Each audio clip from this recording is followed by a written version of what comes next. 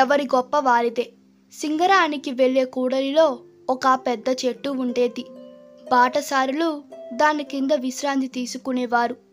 ఓ రోజు చెట్టులో అంతర భాగాలైన వేళ్ళు, ఆకులు, పండ్లు నేనే గొప్ప, కాదు నేనే గొప్ప అంటూ వాదనకు దిగాయి.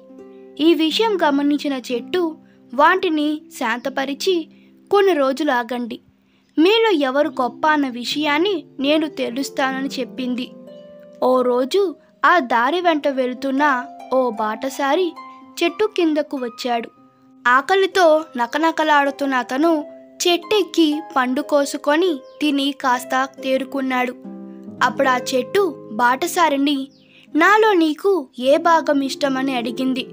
అప్పుడు బాటసారి, నా ఆకలి తీర్చిన నీ మధుర ఫలాలు ఇష్టమని చెప్పి తన దారిన తాను వెళ్ళిపోయాడు. కొన్ని రోజులు గడిచాయి. ఓ ఆయుర్వేద వైద్యుడు చెట్టు కిందకు వచ్చి వేలను తవ్వి మూటగట్టుకుంటున్నాడు. ఆ చెట్టు వైద్యుణ్ణి, నాలో నీకిష్టమైనది ఏంటి అని ప్రశ్నించింది. నీ వేల ద్వారా ఎంతోమంది రోగులకు వైద్యం చేస్తున్నా కాబట్టి అవంటేనే నాకు ఇష్టం అనేసి వెళ్ళాడు. మరికొన్నేళ్లకు ఓ వృద్ధుడు ఎండకు తలలేక చెట్టు కింద కునుకు తీసి సాయంత్రం వరకు విశ్రాంతి తీసుకున్నాడు.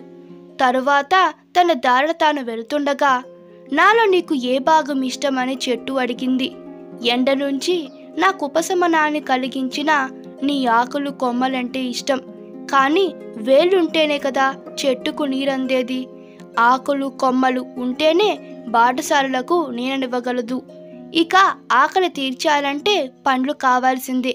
ఇలా నీలోని ఏ భాగాలు వేటికి తీసిపోవు.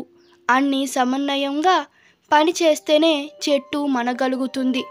మీ వలనే స్వచ్ఛమైన గాలి అందుతుంది, వర్షాలు సమృద్ధిగా కురుస్తాయని చెప్పి వెళ్ళిపోయాడు. ఈ కథ మీకు నచ్చినట్లయితే మీ అభిప్రాయాలు కామెంట్ తెలపండి. Please like, share and subscribe to my channel. Thank you.